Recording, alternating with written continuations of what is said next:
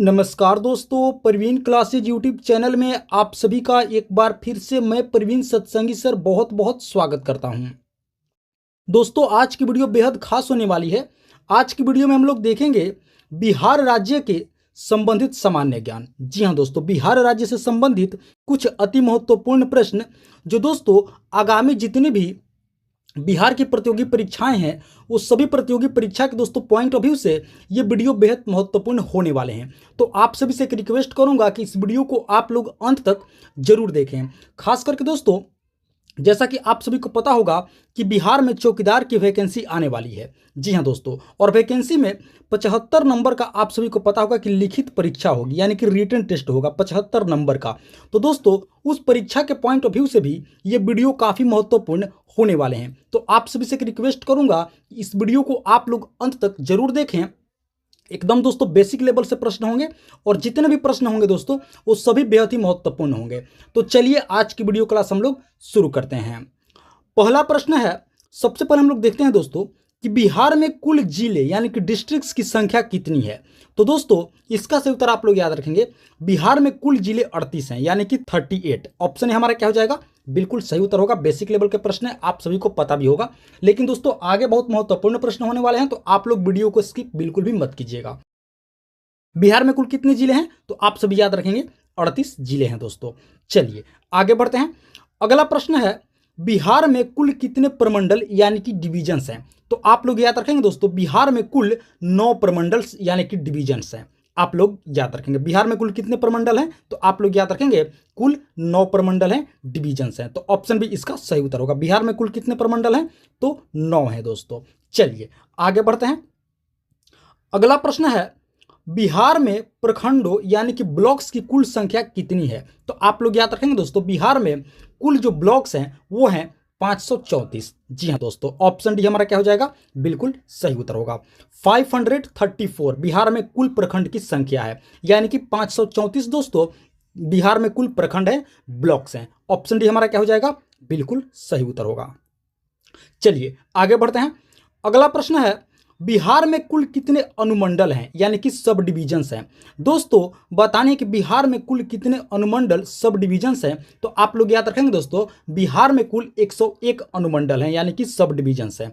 Option है हमारा क्या हो जाएगा, बिल्कुल सही उत्तर होगा। बिहार में कुल कितने अनुमंडल हैं, तो दोस्तों कुल 101 अनुमंडल हैं। आप सभी याद रखेंगे, सभी प्रश्न को अच्छे से याद रखेंगे। कितने जिले हैं, कितने प्रखंड हैं, कितने दोस्तों अनुमंडल हैं, कितने प्रमंडल हैं, सभी प्रश्नों को आप लोग अच्छे से याद रखेंगे। चलिए आगे बढ़ते हैं। अगला प्रश्न है, बिहार का सबसे गर्म जिला कौन सा है। दोस्तों बताने कि बिहार का सबसे गर्म जिला कौन सा है, तो आप लोग याद रखेंगे गया जी। ऑप्शन ए इसका सही उत्तर होगा। जी हाँ दोस्तों, गया का अब नाम बदल चुका है, गया का अब जो परिवर्तित नाम है वो है गया जी। जी हाँ दोस्तों, तो आप लोग अब क्या संबोधन करेंगे, गया जी कह के संबोधन करेंगे। तो बिहार का सबसे गर्म जिला जो है वो गया जी है, अर्थात गया है। चलिए आगे बढ़ते हैं। अब बात करते हैं कि बिहार का सबसे ठंडा जिला कौन सा है। तो देखिए दोस्तों, बिहार का सबसे गर्म जिला और सबसे ठंडा जिला, ये दोनों आपका सही उत्तर क्या हो जाएगा, गया जी। बिहार का सबसे ठंडा जिला और सबसे गर्म जिला, ये दोनों कौन सा है, तो आप लोग याद रखेंगे दोनों एक ही जिला है और वो है दोस्तों गया, यानी कि गया जी। तो ऑप्शन ए और ऑप्शन डी हमारा क्या हो जाएगा, बिल्कुल सही उत्तर होगा। चलिए आगे बढ़ते हैं। अगला प्रश्न है दोस्तों, बिहार के कुल क्षेत्रफल कितनी है। दोस्तों बताने कि बिहार के कुल क्षेत्रफल, तो आप लोग याद रखेंगे 94,163 किलोमीटर। ऑप्शन है हमारा क्या हो जाएगा, बिल्कुल सही उत्तर होगा। बिहार के कुल क्षेत्रफल कितनी है, 94,163 किलोमीटर। ऑप्शन ए इसका राइट आंसर होगा। चलिए आगे बढ़ते हैं।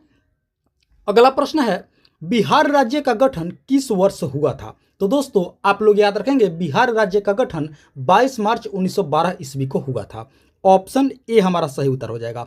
बिहार राज्य का गठन किस वर्ष हुआ था, तो आप लोग याद रखेंगे 22 मार्च 1912 ईस्वी को। तभी दोस्तों आप सभी याद रखेंगे कि 22 मार्च को प्रतिवर्ष बिहार दिवस भी मनाया जाता है। आप लोग याद रखेंगे 22 मार्च को प्रतिवर्ष बिहार दिवस मनाया जाता है। और गठन कब हुआ था, किस वर्ष में, तो 22 मार्च 1912 ईस्वी को बिहार राज्य का गठन हुआ था। चलिए आगे बढ़ते हैं। अगला प्रश्न है दोस्तों, झारखंड बिहार से कब अलग हुआ था? दोस्तों बताने कि झारखंड राज्य बिहार से किस वर्ष अलग हुआ था? तो आप लोग याद रखेंगे दोस्तों, इसका सही उत्तर होगा 15 नवंबर सन 2000 ईस्वी को। जी हाँ दोस्तों, ऑप्शन सी हमारा क्या हो जाएगा? बिल्कुल सही उत्तर होगा। 15 नवंबर सन 2000 ईस्वी को जो झारखंड राज्य है दोस्तों, बिहार से एक अलग राज्य बनाया गया था, यानी कि बिहार से झारखंड को अलग कर दिया गया था। कब? 15 नवंबर 2000 ईस्वी को। आप सभी याद रखेंगे। चलिए आगे बढ़ते हैं। अगला प्रश्न है, बिहार में पंचायती राज व्यवस्था के तहत कुल पंचायतों की संख्या कितनी है?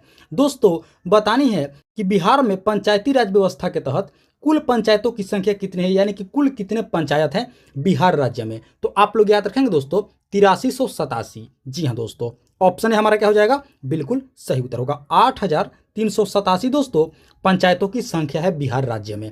आप सभी याद रखेंगे, ऑप्शन ए इसका सही उत्तर होगा। चलिए आगे बढ़ते हैं।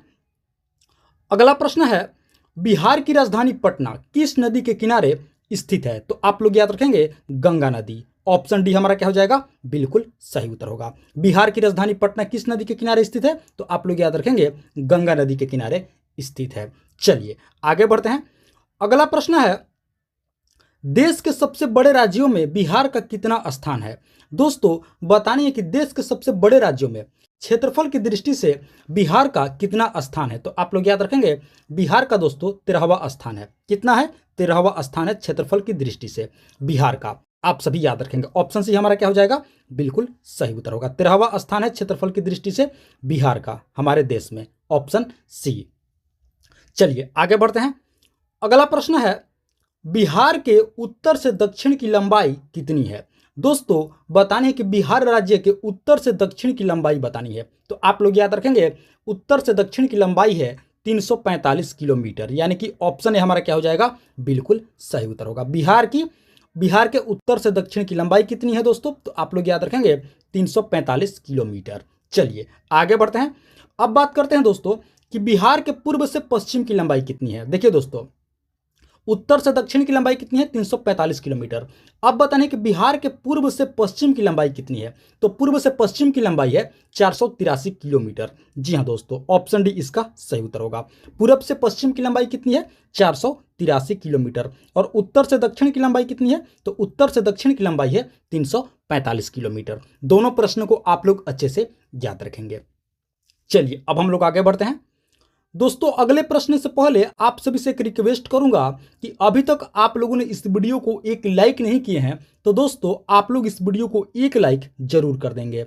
साथ ही साथ प्रवीण क्लासेज यूट्यूब चैनल पर आप लोग पहली बार विजिट किए हैं तो दोस्तों इस चैनल को आप लोग जरूर सब्सक्राइब करेंगे, इसी तरह का महत्वपूर्ण वो जेन्युइन प्रश्नावली वीडियो प्रतिदिन देखने के लिए। और हाँ दोस्तों, इस वीडियो में आप लोग अंत तक जरूर बने रहेंगे, आगे और भी बहुत ही महत्वपूर्ण प्रश्न बिहार से संबंधित होने वाले हैं। तो चलिए अब आगे बढ़ते हैं।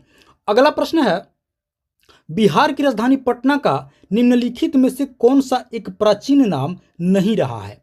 दोस्तों बताने कि बिहार की राजधानी पटना का इनमें से कौन सा एक प्राचीन नाम नहीं रहा है? तो आप लोग याद रखेंगे कामरूप। ऑप्शन डी हमारा क्या हो जाएगा? बिल्कुल सही उत्तर होगा। कामरूप जो है दोस्तों, ये बिहार की राजधानी पटना का प्राचीन नामों में से एक नहीं है। ऑप्शन डी आप लोग याद रखेंगे कामरूप, जो कि दोस्तों यह असम का प्राचीन नाम है। आप लोग याद रखेंगे कामरूप जो है असम का प्राचीन नाम है, ये बिहार की राजधानी पटना का प्राचीन नाम नहीं है। बाकी विकल्प ए में पाटलिपुत्र बिल्कुल दोस्तों पटना का प्राचीन नाम है। अजीमाबाद यह भी पटना का प्राचीन नाम रह चुका है। पुष्पपुर यह भी पटना का प्राचीन नाम रह चुका है। और इसके अलावा एक और आप लोग नाम याद रखेंगे, कुसुमपुर पटना का यह भी एक प्राचीन नाम रह चुका है दोस्तों। ये चारों नाम को आप लोग अच्छे से याद रखेंगे। कुसुमपुर, इसके बाद है दोस्तों पुष्पपुर, अजीमाबाद, पाटलिपुत्र, ये चारों दोस्तों पटना का प्राचीन नाम रह चुका है। आप सभी याद रखेंगे। तो हमारा ऑप्शन डी सही उत्तर हो जाएगा कामरूप, क्योंकि दोस्तों कामरूप पटना का प्राचीन नामों में से एक नहीं है। किसका प्राचीन नाम है? तो असम राज्य का प्राचीन नाम है दोस्तों। आई होप आप लोग इस प्रश्न को अच्छे से समझ गए होंगे। चलिए अब आगे बढ़ते हैं। अगला प्रश्न है, बिहार में किस प्रकार की जलवायु यानी कि क्लाइमेट पाई जाती है?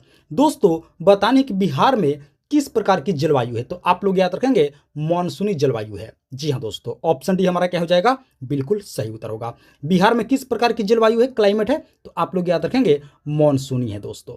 चलिए आगे बढ़ते हैं। अगला प्रश्न है, बिहार की प्रथम स्वीकृत राज्य भाषा कौन सी है? दोस्तों बताने कि बिहार की प्रथम स्वीकृत राज्य भाषा ऑफिशियल लैंग्वेज कौन सी है, पहली ऑफिशियल लैंग्वेज, तो आप लोग याद रखेंगे पहली है हिंदी। ऑप्शन है हमारा क्या हो जाएगा, बिल्कुल सही उत्तर होगा। बिहार की प्रथम स्वीकृत राज्य भाषा कौन सी है, तो आप लोग याद रखेंगे हिंदी। चलिए आगे बढ़ते हैं। अगला प्रश्न है दोस्तों, बिहार की दूसरी स्वीकृत राज्य भाषा कौन सी है? तो देखिए दोस्तों, प्रथम स्वीकृत राज्य भाषा है हिंदी और दूसरी है, आप सभी याद रखेंगे, उर्दू। जी हाँ दोस्तों, ऑप्शन डी हमारा क्या हो जाएगा, बिल्कुल सही उत्तर होगा। प्रथम स्वीकृत राज्य भाषा कौन सी है, हिंदी है, और दूसरी कौन सी होगी, तो दूसरी आप लोग याद रखेंगे उर्दू होगी। पहली हिंदी और दूसरी उर्दू। चलिए आगे बढ़ते हैं। अगला प्रश्न है, बिहार में लोक आस्था का एकमात्र पर्व कौन सा है? बहुत महत्वपूर्ण प्रश्न है दोस्तों, बिहार की संस्कृति से प्रश्न है। बिहार में लोक आस्था का एकमात्र पर्व, तो आप लोग याद रखेंगे छठ पूजा। जी हाँ दोस्तों, ऑप्शन ए हमारा क्या हो जाएगा, बिल्कुल सही उत्तर होगा। बिहार में लोक आस्था का एकमात्र पर्व है छठ पूजा, जो बिहार में बड़े धूमधाम से मनाया जाता है दोस्तों। आप सभी याद रखेंगे, बिहार का एकमात्र सबसे बड़ा, इसे महा त्योहार कहा जाता है दोस्तों, महापर्व कहा जाता है छठ। आप सभी याद रखेंगे, ऑप्शन है हमारा क्या हो जाएगा, बिल्कुल सही उत्तर होगा। चलिए आगे बढ़ते हैं। अगला प्रश्न है, बिहार में सर्वाधिक पाई जाने वाली जनजातियां कौन सी हैं? दोस्तों बताने कि बिहार में सबसे अधिक कौन सी जनजाति पाई जाती है, तो आप लोग याद रखेंगे संथाल। ऑप्शन बी इसका सही उत्तर होगा। बिहार में सबसे अधिक पाए जाने वाली जनजाति कौन सी है, तो आप लोग याद रखेंगे संथाल जनजाति दोस्तों, जो कि 48.5%। जी हाँ दोस्तों, 48.5%, 48.5% दोस्तों इनकी आबादी है संथाल जनजाति की। आप सभी याद रखेंगे 48.5% कुल आबादी है संथाल जनजाति की। बाकी विकल्प में जितनी भी जनजातियां हैं दोस्तों, खरवार, मुंडा, उरांव, ये तीनों जनजाति बिहार से ही है, लेकिन सबसे जो अधिक जाति पाई जाती है वो है संथाल जनजाति। तो ऑप्शन भी हमारा क्या हो जाएगा, बिल्कुल सही उत्तर हो जाएगा। बाकी तीनों जनजातियां भी बिहार से ही संबंधित है। चलिए आगे बढ़ते हैं। अगला प्रश्न है, बिहार का शाब्दिक अर्थ क्या होता है? दोस्तों बताने कि बिहार जो है इसका मतलब क्या होता है, इसका शाब्दिक अर्थ क्या होता है, तो आप लोग याद रखेंगे बौद्ध मठ। जी हाँ दोस्तों, ऑप्शन सी हमारा क्या हो जाएगा, बिल्कुल सही उत्तर होगा। बिहार का जो शाब्दिक अर्थ है ये बौद्ध धर्म से संबंधित है। जैसा कि आप सभी को पता होगा कि बिहार राज्य दोस्तों काफ़ी महापुरुषों का देश रहा है, बहुत महापुरुषों का देश रहा है। तो बौद्ध मठ की अधिकता के कारण बौद्ध मठ जो है ये बिहार का शाब्दिक अर्थ होगा। ऑप्शन सी हमारा क्या हो जाएगा, बिल्कुल सही उत्तर होगा। आप सभी याद रखेंगे। चलिए अब आगे बढ़ते हैं। अगला प्रश्न है, बिहार का सर्वाधिक साक्षर जिला कौन सा है? दोस्तों बताने कि बिहार का सबसे अधिक पढ़ा लिखा जिला कौन सा है, किस जिले में सबसे अधिक पढ़े लिखे व्यक्ति हैं, तो आप लोग याद रखेंगे रोहतास। ऑप्शन बी इसका सही उत्तर होगा। बिहार का सर्वाधिक साक्षर जिला कौन सा है, रोहतास है दोस्तों। और न्यूनतम साक्षर जिला जो है, सबसे कम पढ़ा लिखा जिला है वो है पूर्णिया। आप सभी याद रखेंगे, सबसे कम पढ़े लिखे लोग व्यक्ति पूर्णिया जिले में है, और सबसे अधिक पढ़े लिखे लोग व्यक्ति किस में है दोस्तों, रोहतास में है। तो ऑप्शन भी हमारा क्या हो जाएगा, बिल्कुल सही उत्तर होगा। चलिए आगे बढ़ते हैं। अगला प्रश्न है, बिहार के किस जिले में सर्वाधिक वर्षा होती है? तो दोस्तों आप लोग याद रखेंगे किशनगंज में। ऑप्शन डी हमारा क्या हो जाएगा, बिल्कुल सही उत्तर होगा। बिहार के किस जिले में सबसे अधिक वर्षा होती है, तो आप लोग याद रखेंगे किशनगंज जिला। चलिए आगे बढ़ते हैं। अगला प्रश्न है, बिहार का सर्वाधिक पुराना उद्योग कौन सा है? तो दोस्तों आप लोग याद रखेंगे बिहार का सबसे अधिक पुराना उद्योग जो है वो है चीनी उद्योग। ऑप्शन भी हमारा क्या हो जाएगा, बिल्कुल सही उत्तर होगा। बिहार का सर्वाधिक पुराना उद्योग कौन सा है, तो आप लोग याद रखेंगे चीनी उद्योग। चलिए आगे बढ़ते हैं। अगला प्रश्न है, बिहार में राज्यसभा की सीटों की कुल संख्या कितनी है? दोस्तों बताने कि बिहार में राज्यसभा की सीटों की कुल संख्या, तो आप लोग याद रखेंगे बिहार में दोस्तों राज्यसभा की कुल सीटें 16 है। कितनी है, 16 है। ऑप्शन भी हमारा क्या हो जाएगा, बिल्कुल सही उत्तर होगा। बिहार में राज्यसभा की कुल सीटें 16 है दोस्तों। चलिए आगे बढ़ते हैं। अगला प्रश्न है, बिहार में लोकसभा के सीटों की कुल संख्या कितनी है? अब दोस्तों बात हो रही है बिहार में लोकसभा की सीट कितनी है, तो आप लोग याद रखेंगे बिहार में कुल 40 लोकसभा सीटें हैं, यानी कि ऑप्शन डी हमारा क्या हो जाएगा, बिल्कुल सही उत्तर होगा। बिहार में लोकसभा के सीटों की कुल संख्या कितनी है, तो दोस्तों 40 है। चलिए आगे बढ़ते हैं। अगला प्रश्न है, बिहार में विधानसभा की सीटों की कुल संख्या कितनी है। अब दोस्तों बात हो रही है कि बिहार में विधानसभा की कुल सीटें कितनी है। तो बिहार में विधानसभा की कुल सीटें 243 है। ऑप्शन है हमारा क्या हो जाएगा, बिल्कुल सही उत्तर होगा। बिहार में विधानसभा की सीटों की कुल संख्या कितनी है दोस्तों, तो आप लोग याद रखेंगे 243। ऑप्शन है हमारा क्या हो जाएगा, बिल्कुल सही उत्तर होगा। चलिए आगे बढ़ते हैं।